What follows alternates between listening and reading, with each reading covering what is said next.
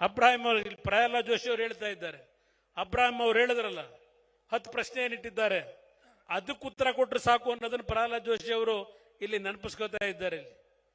ಅದರಿಂದ ನಾವು ಮುಂದಿನ ಏನು ಪಾಪ ಅವರು ಇವತ್ತು ರಾಮನಗರ, ನಾಳೆ ಚನ್ನಪಟ್ಟಣ, ಮದ್ದೂರು ಅವ್ರದ್ದು ನಡೀತಾ ಇದೆ. ಎಲ್ಲ ಕಡೆ ನಮ್ಮ 2 ಪಕ್ಷಗಳ ಕಾರ್ಯಕರ್ತರು ಯಾವ ಉತ್ಸಾಹದಲ್ಲಿದ್ದಾರೆ. ಈ ಸರ್ಕಾರ ತೆಗಿಲೇಬೇಕು, ಬರೀ ಯಾರು ನಮ್ಮ ಸಿದ್ದರಾಮಯ್ಯನವರು ಹೋಗಬೇಕು ಅನ್ನೋದಲ್ಲ, ಈ ಕಾಂಗ್ರೆಸ್ಸೇ ಈ ರಾಜ್ಯದಿಂದ ತೊಲಗಬೇಕು. ಈ ರಾಜ್ಯದಲ್ಲಿ ನಾವು ನಿಮ್ಮ ಗ್ಯಾರಂಟಿ ಕಾರ್ಯಕ್ರಮಕ್ಕೆ ವಿರೋಧಿಗಳಲ್ಲ. ಆ ಗ್ಯಾರಂಟಿ ಕಾರ್ಯಕ್ರಮದ ಹೆಸರಿನಲ್ಲಿ ರಾಜ್ಯದಲ್ಲಿ ಏನೇನು ಮಾಡಿದ್ದೀರಿ, ಇವತ್ತು ನಿಮ್ಮ ಯಾವ್ಯಾವುದಕ್ಕೆ ಬೆಲೆ ಹೆಚ್ಚಿಗೆ ಮಾಡಿದ್ದೀರಿ, ಜನರ ಬದುಕೇನಾಗಿದೆ.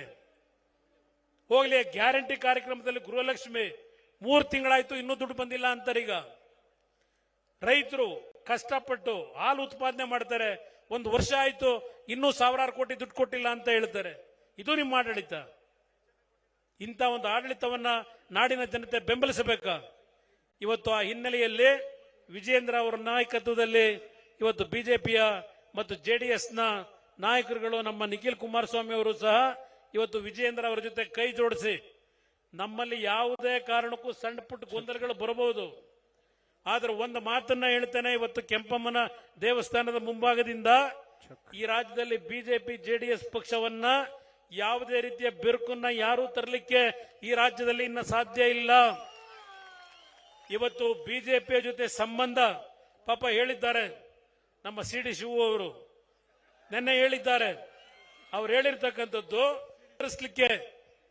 ಜೆಡಿಎಸ್ಗೆ ಏಕಾಂಗಿಯಾಗಿ ಸಾಧ್ಯ ಆಗದೆ ಬಿಜೆಪಿ ಜೊತೆ ಕೈ ಜೋಡಿಸಿದ್ದಾರೆ ಅಂತೇಳಿ ಸೇಡಿದ್ದೇ. ಅದಕ್ಕೋಸ್ಕರ ನಿಮ್ಮ ಅಕ್ರಮಗಳನ್ನು ಬಯಲಿಡಬೇಕಾದ್ರೆ, ಈ ರಾಜ್ಯದಿಂದ ಕಾಂಗ್ರೆಸ್ನ ಕಿತ್ತೊಗಿಬೇಕಾದ್ರೆ ಬಿಜೆಪಿ ಜೆಡಿಎಸ್ ಅಣ್ಣ ತಮ್ಮಂದ್ರ ತರ ನಾವು ಮುಂದಿನ ದಿನಗಳು ಹೆಜ್ಜೆ ನೀಡಬೇಕಾಗಿದೆ.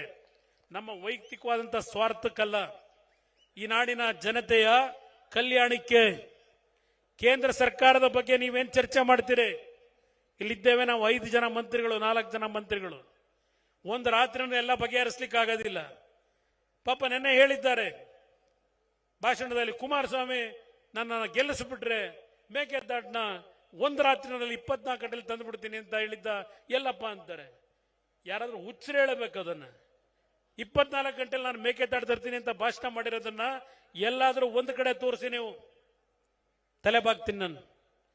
ಇವತ್ತು ಕಾಂಗ್ರೆಸ್ನ ನಾಯಕರಿಗೆ ಕೇಳಲಿಕ್ಕೆ ಬಯಸ್ತೇನೆ, ನಿಮ್ಮ ಯೋಗ್ಯತೆಗೆ ದೆಹಲಿನಲ್ಲಿ ಡಿಎಂಕೆ ನಾಯಕರ ಜೊತೆನಲ್ಲಿ ಚಪ್ಪಾಳೆ ಹೊಡ್ಕೊಂಡು ಗೌರವಾನ್ವಿತ ಪ್ರಧಾನಮಂತ್ರಿಗಳಿಗೆ ಭಾಷಣ ಮಾಡಲಿಕ್ಕೆ ಅವಕಾಶ ಕೊಡದೆ ಯಾವ ರೀತಿ ನಡ್ಕೊಂಡಿದ್ದೀರಿ ಮೊದಲನೇ ಬಾರಿಗೆ ಈ ದೇಶದಲ್ಲಿ ನೋಡ್ತಾ ಇದ್ದೇವೆ ನಾವು.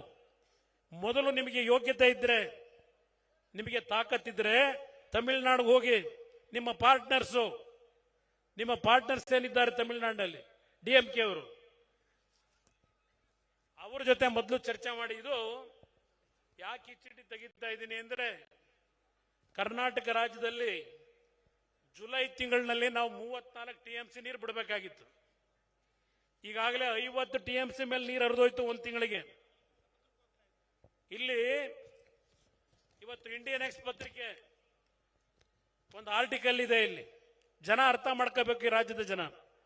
ಇಲ್ಲಿ ತಮಿಳುನಾಡು ರೈತರು ಹೇಳ್ತಾರೆ, Tamil Nadu farmers demand steps to store surplus Kaveri water.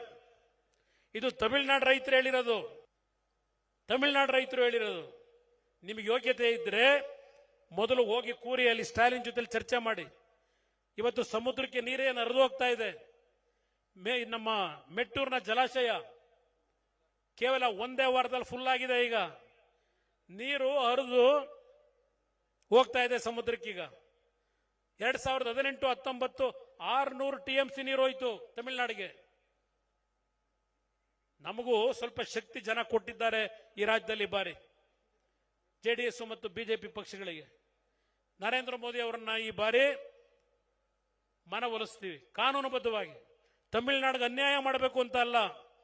ತಮಿಳುನಾಡಿನ ಮುಖ್ಯಮಂತ್ರಿಗೂ ಹೇಳಲಿಕ್ಕೆ ಬಯಸ್ತೇನೆ, ಅಣ್ಣ ತಮ್ಮಂದ್ರ ತರ ನಾವು ಬದುಕಬೇಕಾಗಿದೆ. ಈ ಒಂದು ಭಾರತದ ಒಕ್ಕೂಟದ ವ್ಯವಸ್ಥೆಯಲ್ಲಿ ಎಷ್ಟು ದಿನ ಕರ್ನಾಟಕ ನಾಡಿನ ಜನತೆ ನಿಮ್ಮ ದಬ್ಬಾಳಿಕೆಗೆ ನೋವನ್ನು ಅನುಭವಿಸಬೇಕು. ಲೋಕಸಭೆಯಲ್ಲಿ ಮಾತನಾಡತಕ್ಕಂಥ ಶಕ್ತಿ ಕನ್ನಡಿಗರು ಇವತ್ತು ನಮಗೆ ಕೊಟ್ಟಿದ್ದಾರೆ. ಇವತ್ತು ಕರ್ನಾಟಕಕ್ಕೆ ಆಗಿರತಕ್ಕಂಥ ನ್ಯಾಯಬದ್ಧವಾದಂಥ ನೀರನ್ನು ಪಡೆಯತಕ್ಕಂಥದ್ದಕ್ಕೆ ಬಸವರಾಜ ಬೊಮ್ಮಾಯಿ ಅವರು ಮುಖ್ಯಮಂತ್ರಿಗಳ ಕೆಲಸ ಮಾಡಿದ್ದಾರೆ, ನೀರಾವರಿ ಮಂತ್ರಿಗಳ ಕೆಲಸ ಮಾಡಿದ್ದಾರೆ. ನಾವೆಲ್ಲರೂ ಜೊತೆಗೂಡಿ ಇವತ್ತು ಸಮಸ್ಯೆ ಬಗೆಹರಿಸಲಿಕ್ಕೆ ಪ್ರಾಮಾಣಿಕವಾಗಿ ದುಡಿಮೆ ಮಾಡಿದ್ದೀವಿ.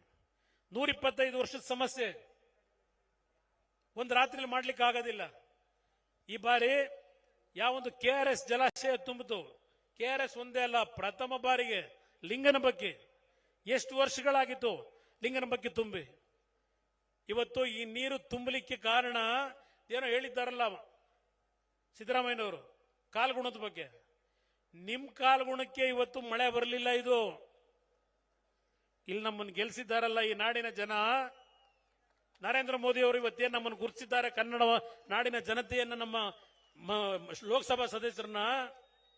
ಆ ತಾಯಿ ಚಾಮುಂಡೇಶ್ವರಿ ನಮಗೆ ಸಂಕಷ್ಟ ಬರದೇ ಇರಲಿ, ಇವತ್ತು ಜಲಾಶಯಗಳು ತುಂಬಬೇಕು ಅಂತೇಳಿ ತಾಯಿ ತುಂಬಿಸಿರ್ತಕ್ಕಂಥದ್ದು. ನಿಮ್ಮ ಕಾಲಗಳ ಕಾಲ ತುಂಬಿಸಿರೋದು. ಈ ನಾಡಿನ ಜನ ನಮ್ಮನ್ನು ಗೆಲ್ಲಿಸಿದ್ದಾರಲ್ಲ. ಈಗ ನಮ್ಮ ಕುಮಾರನಿಗೆ ಏನೋ ಸಮಸ್ಯೆ, ಈ ಒಂದು ಇದರಲ್ಲೇ ತಾಯಿ ಆಶೀರ್ವಾದ ನಮಗೆ ದೊರಕಿರ್ತಕ್ಕಂಥದ್ದು. ನಮ್ಮ ಜನ ಇವತ್ತು ನೆಮ್ಮದಿಯಾಗಿದ್ದಾರೆ. ಈಗ ನಿಮ್ಮ ಕಾಲದಲ್ಲಿ ಬರಗಾಲದಲ್ಲಿ 2 ಬೆಳೆ ತೆಗಿಯಕ್ಕಾಗಲ್ಲ. ಇವತ್ತು ಬಿತ್ತನೆಯ ದಿನ ನಾನು ಈ ನಮ್ಮ ಮಾಧ್ಯಮದ ಸ್ನೇಹಿತರಿಗೆ ಹೇಳ್ತೇನೆ, ಇಲ್ಲಿ GT ದೇವೇಗೌಡರು ಕೂತಿದ್ದಾರೆ, ಇಲ್ಲಿ ನಮ್ಮ ನಾಯಕರುಗಳೆಲ್ಲ ಕೂತು ಚರ್ಚೆ ಮಾಡಿದಾಗ ಬಿತ್ತನೆ ಆಗ್ತಕ್ಕಂಥ ಸಂದರ್ಭ ಒಟ್ಲು ಬಿಡ್ತಾರೆ. ನಮ್ಮ ಭಾಗದಲ್ಲಿ ಮಂಡ್ಯದಲ್ಲಿ ಸಡನ್ ಆಗಿ ಮಾಡಿದ್ದೀರಿ, ಮುಂದಕ್ಕೆ ಹಾಕಬೇಕು ಅಂತಕ್ಕಂಥದ್ದು ಅವರ ಒಂದು ಭಾವನೆಗಳಿತ್ತು.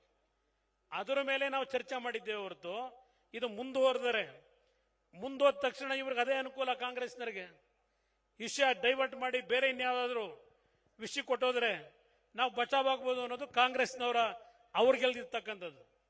ಅದು ಇವತ್ತು ನಮ್ಮ ಕೊನೆಗೆ 2 ಪಕ್ಷಗಳ ಮುಖಂಡ